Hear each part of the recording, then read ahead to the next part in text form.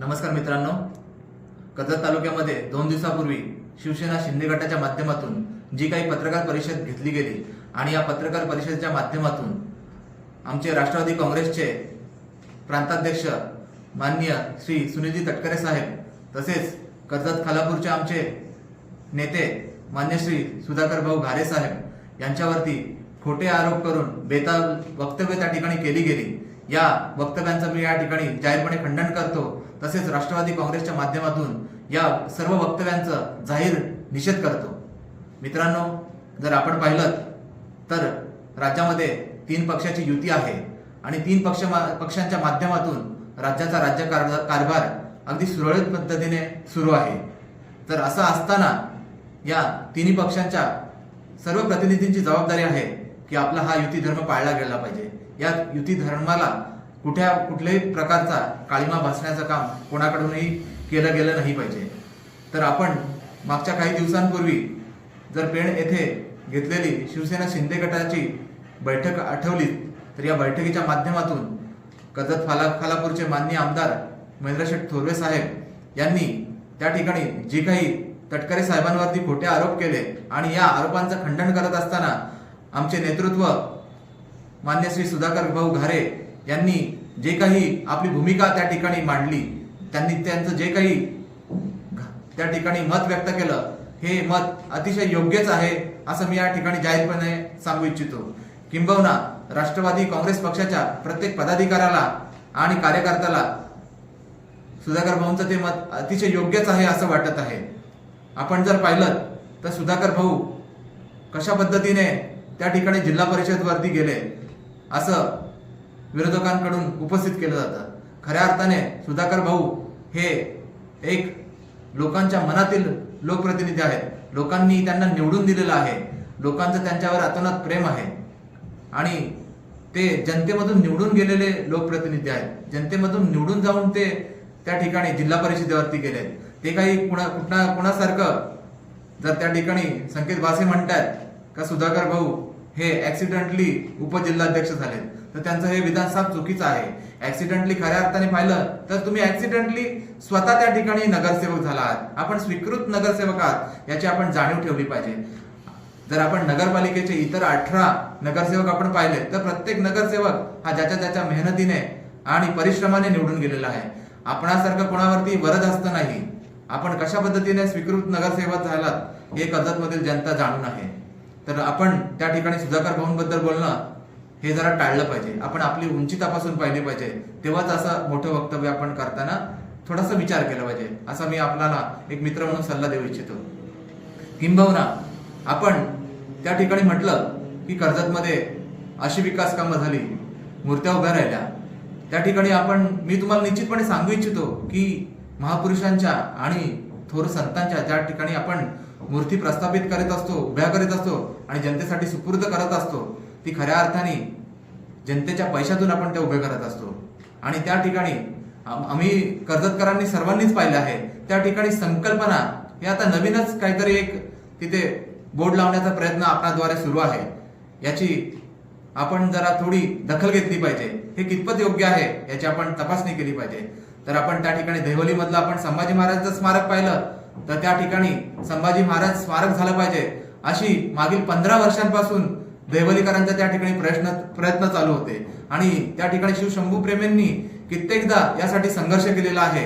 याचं मूर्तिमंत उदाहरण म्हणून आमचे राजेश दादा लाड आहेत। मी पाहिलं आहे, त्यांनी त्या ठिकाणी संभाजी महाराजांचं स्मारक उभं राहावं यासाठी अतोनात प्रयत्न केला आहे आणि देवलीकरांचं खऱ्या अर्थाने संकल्पना ती आहे असं म्हटलं तर वावगं ठरणार नाही। आणि आज आपण आपल्या नावाची त्या ठिकाणी पाटी लावून त्या ठिकाणी जे काही श्रेय घेऊ इच्छिता हे निंदनीय आहे। तर त्यासाठी आपण थोडंसं आत्मचिंतन करणं गरजेचं आहे। आपण म्हटलात की सुधाकर भाऊंचं ऑफिस भाड्याचं आहे, जरी आपण म्हटला सुधाकर भाऊंचं ऑफिस भाड्याचं आहे, पण त्या ठिकाणी खऱ्या अर्थाने लोकांना न्याय देण्याचं काम केलं जातं, लोकांचे प्रश्न सोडवले जातात। ऑफिस भाड्याचं असो किंवा विकतचं असो त्याची कुठेही काही आवश्यकता नसते, पण त्या ठिकाणी तुमच्या ऑफिसमध्ये येणाऱ्या प्रत्येक गरीबाला, माझ्या मायबाप जनतेला कशा पद्धतीने तुम्ही न्याय देता, त्यांचे प्रश्न कशा पद्धतीने मार्गी लावता याला महत्व दिलं जातं। आणि जनतेची अपेक्षा देखील तीच असते. तर सुधाकर भाऊंनी निश्चितपणे या छोट्या ऑफिसमध्ये अनेक जनतेचे मायबाप माऊलींचे प्रश्न सोडवले आहेत आणि त्यांना योग्य तो न्याय मिळवून देण्याचा प्रयत्न केलेला आहे. त्यामुळे जर आपण या ऑफिसबद्दल बोलत असाल तर ते चुकीचं आहे. आपण आपल्या ऑफिसचा जरा विचार करा. आपल्या ऑफिसचा व्यवहार आपण कशा पद्धतीने पूर्ण केलेला आहे किंबहुना केलेला नाही याची आपण थोडी जरा खातरजमा करून घ्यावी. दुसऱ्याबद्दल बोलताना आपण जरा स्वतःबद्दल देखील विचार करणे गरजेचं आहे. आपण त्या ठिकाणी स्वीकृत नगरसेवक असताना आपण पूर्ण शहरामध्ये स्वतःच्या विकास कामांच्या संकल्पना आपण जर तिथे दाखवत असाल तर बाकीचे 18 नगरसेवक हे काहीच काम करत नाहीत का असं आपल्याला म्हणायचं आहे का? या सर्व प्रत्येक नगरसेवकांनी या ठिकाणी चांगल्या पद्धतीने नगरपालिकेमध्ये काम करण्याचा प्रयत्न केला असताना देखील आपण असे भासवत आहात की कर्जत शहराचा जो काही सर्वांगीण विकास आहे तो आपल्याच माध्यमातून होत आहे. तर कुठेतरी आपण जनतेला चुकीचं पसरवत आहात असं मला वाटतं.